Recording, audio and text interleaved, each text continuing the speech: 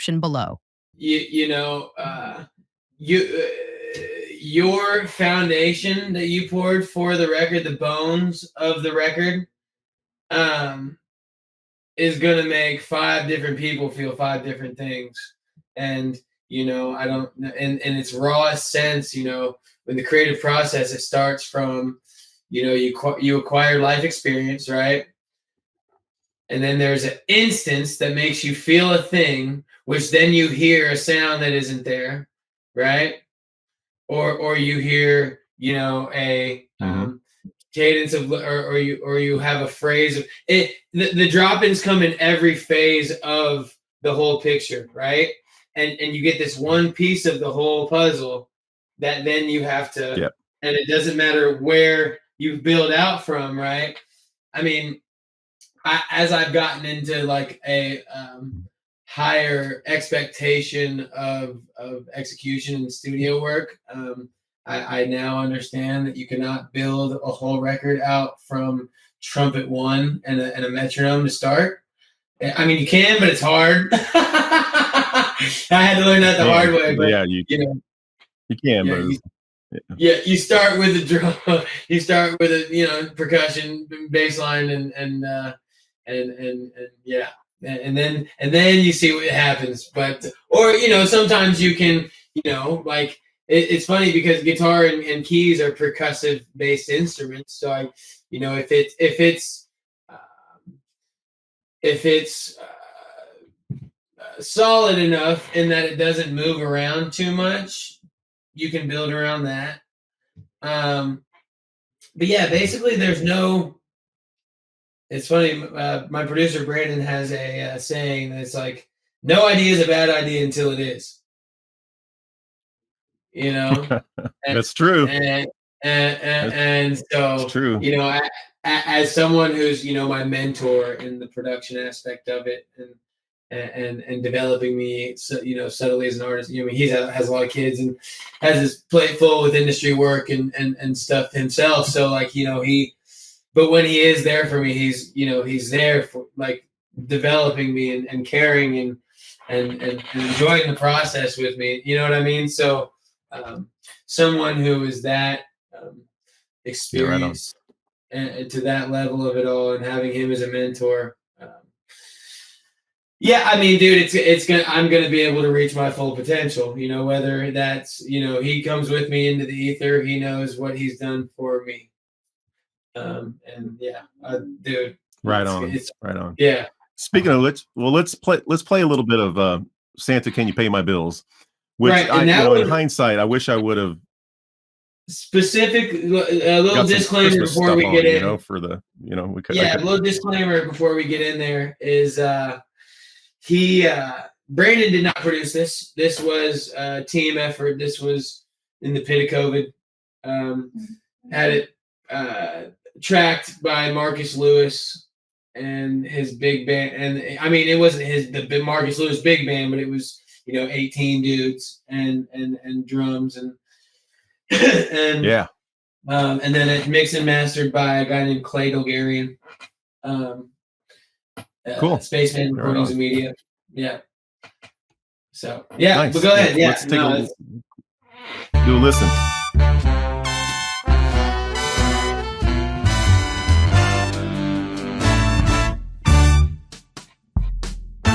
Try not to be a burden, I just groove and chill.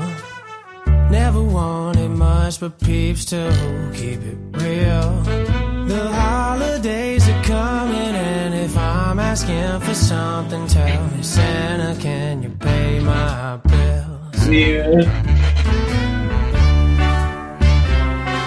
Yeah, dude. I'm a sucker for horns, dude. So, alto, right? December, a Christmas to remember. Life is better when you're living for free. Some people want presents, but I just want the attention to. You hear that piano just dancing so like. Oh yeah. I never ask for nothing else as long as I live.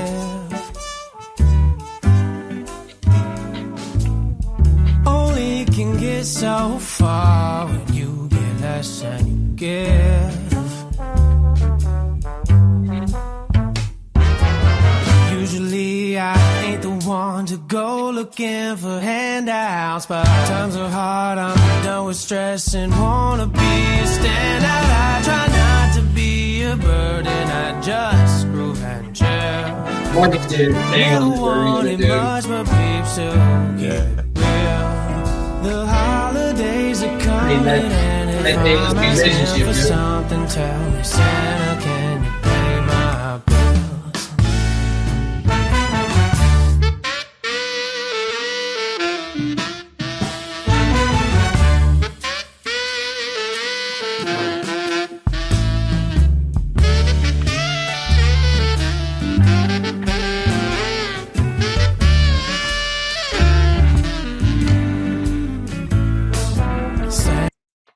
Man, that is so good.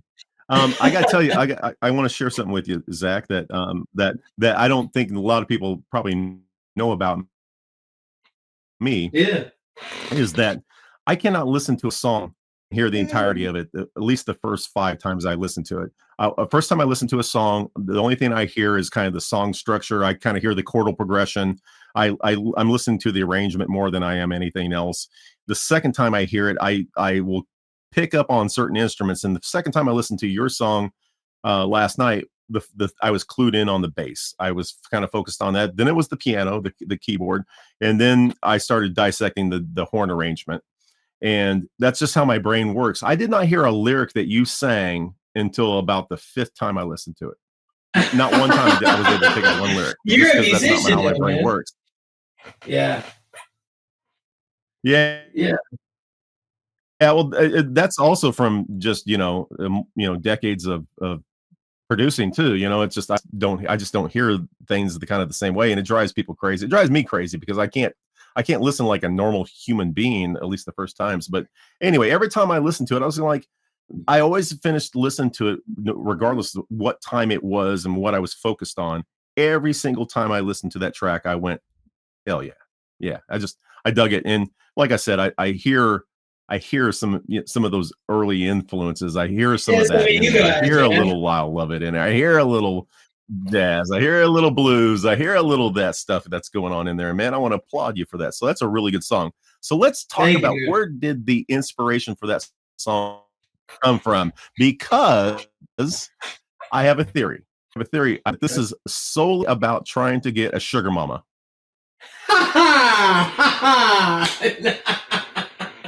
Nah, I'm an independent. I don't need no. No, that's funny. No, no, dude. So okay, this sense, I'm bummed because I thought I had that pegged. No, in this sense, I'm a chip off the old block. In the sense of if I'm gonna go get it, I mean, I'm not. I've never been that. I don't care about money. I'm sure I could be financially savvy because I'm good at math, right? But I don't care about it enough. I mean, I just started caring about it because now I'm building something of value, right? Betty, hold on, let me. Come on, lay down.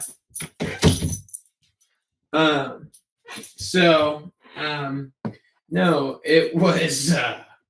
It's funny, man. I think I was about 22, 23, 21, 22, 23, something like that. I wrote it in like 2016 or 2017. Okay, so I had gotten my first apartment with this girl that, she taught me things. And it was a good run. But anyways, it was the first Christmas that I was like expected without being mentioned to contribute to Christmas. And I, for the first time in my life, felt inclined to get as many people as I possibly could something to let them know that I care, right? And so here I am, making a decent little buck of change, doing side work, making it happen, moving all the time, right? Had a few credit cards, right? And Oh, no. Sorry, that wasn't credit card. That was just straight hustle. Because I didn't do a credit card until Santa started getting produced. Yeah, and so I extended myself in my first holiday consuming venture, so much so that, I mean, dude, I was paying rent late until like March or April, right? And so, you know, finally I get caught up and I'm back at zero and I'm not playing catch up. And in like May of 2016, 2017, I can't remember which year, but I was like, man, if only Santa could pay my bills. And I wrote it on some like bitter shit, right? Like I was like, like I was just like, I was tired and I was, you know, it was like, that was ridiculous. Like I did everything and then I, you know, got in the government skin and, you know, all that. And so, yeah, I wrote this deal and I started kind of showing my friends around Christmas time just as like a doo-wop, you know, me and my two fingers, you know. So long story short, fast forward to 2019, I had some people steal some money from me in my apartment. They broke into my apartment, stole my shoebox money, right? And I was going to use that to pay off many things, right? Or not many things, few things. Anyways, had to reallocate for all those funds. And this is my first line of credit I took out, right? And I needed a cosigner because I didn't have any weight bearing anything on my credit, right? So mom co-signed for me. I paid off everything I needed to pay off, got everything back to where it needed to be. So it wasn't going to be too bad. And I had like a few $1,000s left on the line of credit, right? And so Zack Hoskins, Swoovi doesn't give a damn about money, right? It's just there for me to do things. And I used my hustle and grind as my commodity, right? I was like, Mom, what do you think about paying for a Christmas record? Like, you know, like really like, you know, because it's funny. I hit at Marcus Lewis years ago, like 2016, 2017, when I saw him, and he would start that Brass and Bougie shit. You know, I don't know if you know what I'm talking about, but incredible. Brass and Bougie got Grammy nominated. Killer album. Go listen to it. Shouts to Marcus Lewis. But whenever he came out with that stuff, I was like, because I remember the first time I watched a big band, man, it was like, oh my God, that's it. That's what I want to do, right? And so I hit him up years before I knew how the game worked, and I was like, hey, bro, I'm dope. We should work. And you know, he appreciated it, and he was like, yeah, buddy, I appreciate your enthusiasm. That's not how this works. And I was crushed, right? Freaking hurt. Right.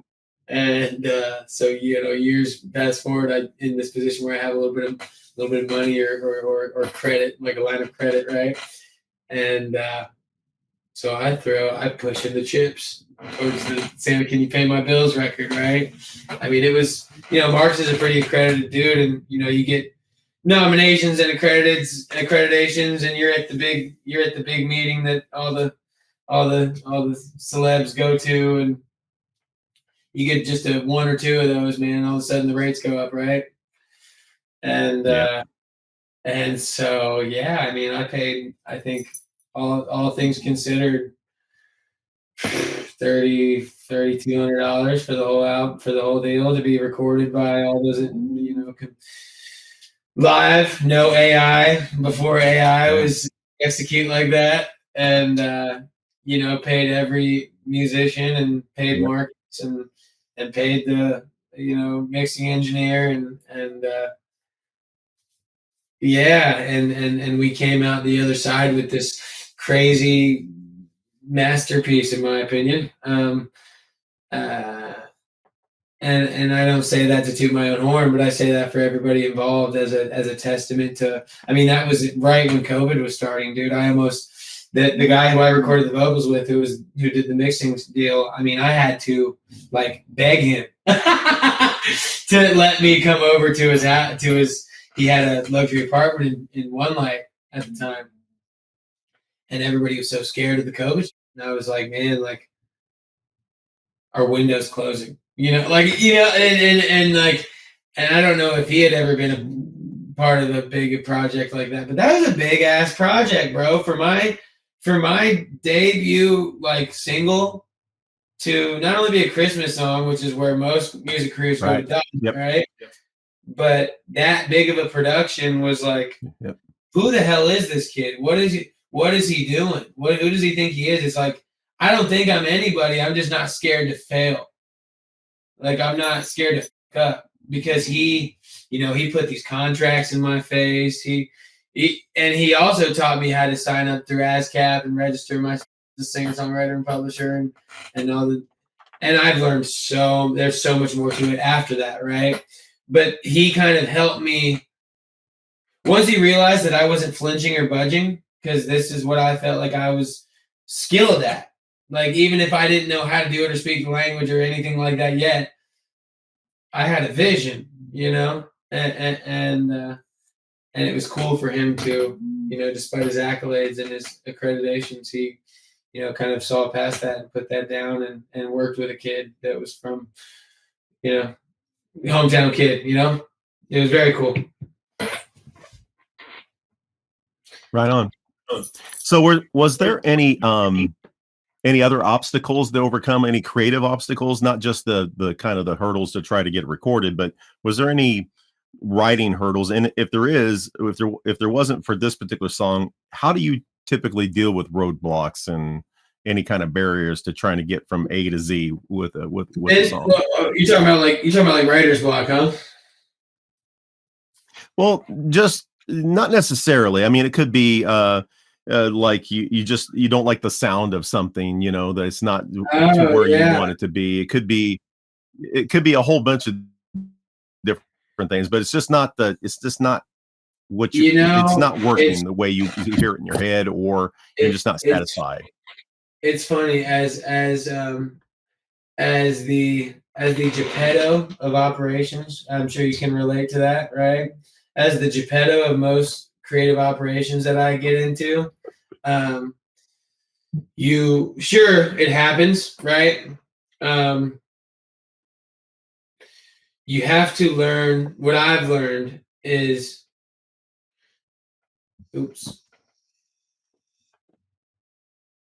what I've learned is you have to learn how to not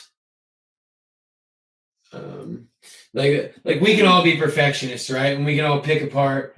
We can all, not settle for the perfect take. You could do that forever. We're imperfect humans. But I guess it's a faith thing, dude. It's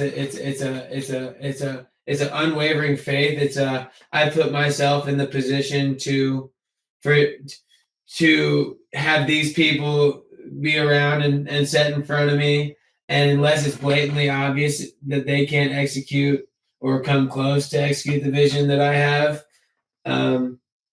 you kind of give a little leeway. You give a little room for, like you said, dude, back earlier in the episode, that no single person's gonna hear the meat or the bones of a song and play the same bass line or the same little bedding of a keyboard beautiful situation, or like nobody's gonna play the same thing. So as you go into that part of the creative process, or like if we're talking about me personally, I mean, I struggle with it, dude. I have hundreds and hundreds of 8-bar loops, dude, in Logic Pro,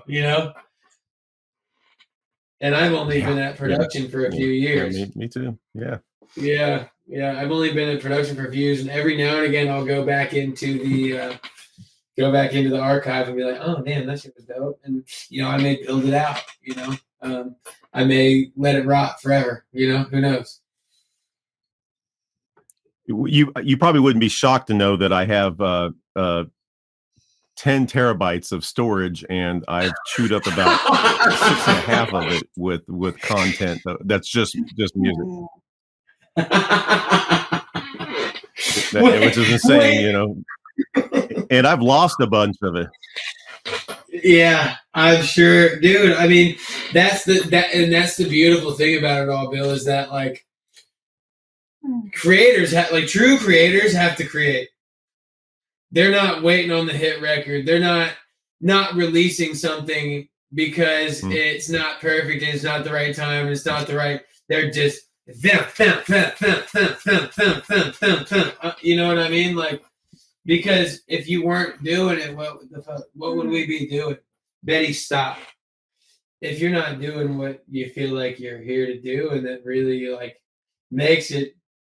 I mean, obviously, music's, you know, something that I've had to learn the hard way is, you know, don't externally identify with any one thing, right? Because then when it doesn't work out or it doesn't how you envision it, and then you're having your external crisis, and then you don't know who you are, and blah, blah, blah, blah, blah. So, you know, let me preface everything by, you know, those people who are, you know, putting their nuts on the chopping block every day and really pursuing this as a career and a potential source of income. Don't make it don't identify solely with it. Like, do other things, like be interested in even if you don't do other things, be interested in other things. Like, even if it's different aspects of the music, like you'll lose yourself in it. You know what I mean? And because I've done it. And I did it with wrestling. I did it with music there for a second. And then, you know, you get, I don't know. You ever read the book, The Power of Now? Yes, I have. So I just Elkhart bullshit, man. Like, I know how to, I know how to kind of put, you know, he talks about, you know, not identifying with every single thought that you have. And so I learned how to, you know, I'll let my body up for a brief moment, right?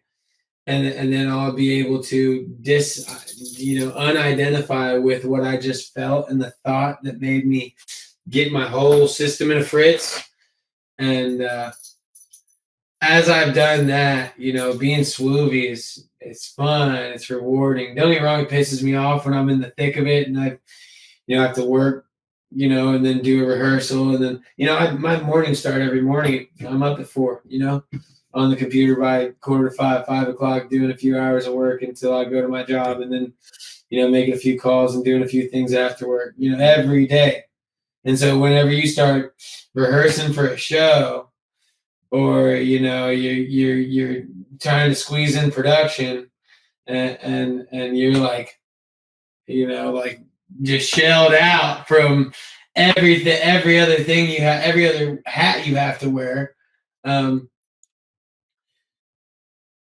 you'll resent the one thing that you identify with. And as I think New Year's resolutions are bullshit, right? But I have one that I've really like been fixating on for the last few years, and that's just be better at stress management, dude. Just be better at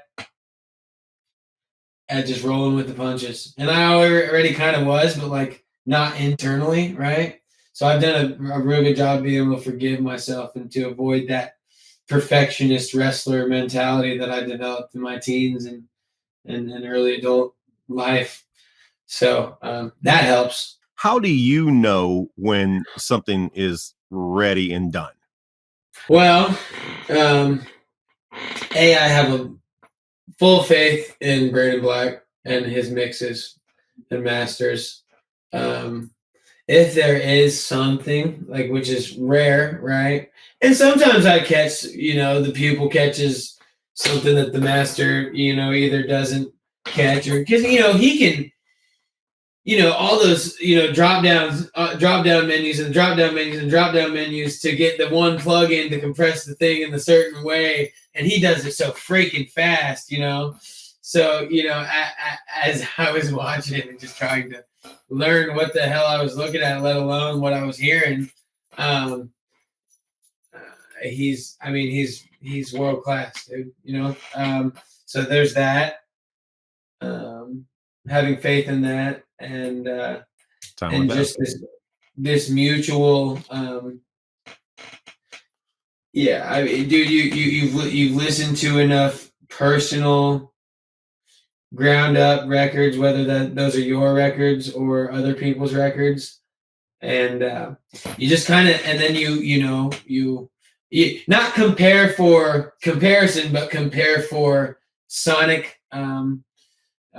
appropriate sonic digestion to the consumer that doesn't know a damn thing about anything. And you just kind of draw parallels. And it's funny, I don't know if you know this, Bill, but notice this as like a trending thing. But people aren't, especially in like folk, and like people aren't producing their shit as much. You know what I mean? Like it's more of a, like they're not trimming frequencies like we all learned how to do. They're not, and they're kind of leaving their mixes muddy. And I mean, I sure it'll be an appropriate time for me to do some shit like that. But like a lot of the time, I like it tight. I like a tight sound. You know what I mean? Most of the time, every time up to this point, I like a tight sound. So don't let that be any kind of open for interpretation thing there for anybody who's like thinking about hitting me up for a feature. Are you a lyrics first or music first kind of guy, or is it a little bit of both? Yeah, I mean the drop-ins depending on I'm the emotion first, right? Which the emotion depending on the time, the place, what you're doing, where you're at, what you're thinking about, what happened the previous day, what's going on tomorrow. There's so many variables. Like to songwriting, there's so many variables before the constant of you know what I mean? Like, or like a like it just depends on what like I always tell people that I get violated by records whenever they come to me. You know what I mean? Like I get violated by ideas. Like it's beyond me, right? And so as you get these drop-ins that are just, it sometimes makes you pull over and jot down a note, right? It sometimes makes you stop what you're doing for a second and just put a voice memo to come back on it. It could drop in as you're ding ding ding ding ding ding on the keys. It could drop in washing your hands. It could so short story long, yeah, it comes in any form for me, and it's just indicative of the task and the emotion and the surrounding context of Zack or Swoovi's personal experience. So. Okay, yeah. Last one I got for you is after a work is finished, and specifically this song, how has your relationship changed with it now that it's out in the world? So one thing that Brandon helps me as not only as my producer, my music kind of mentor, but like as a human muse, right? Is he's been really good at promoting what I can be versus what I am and what I've done. Yeah. Like he always helped me and continues to help me chase potential and not results. And as that happens, and as as I make the best music that I've ever made in my life with a good team, and I'll just say we got Mitch Craven who does all my guitar work, so shouts to Mitch Craven. All the dudes that I hired from the UMKC Conservatory, because I couldn't stomach another A-list budget. But that played on the Wonder Boy EP. Yeah, it's just been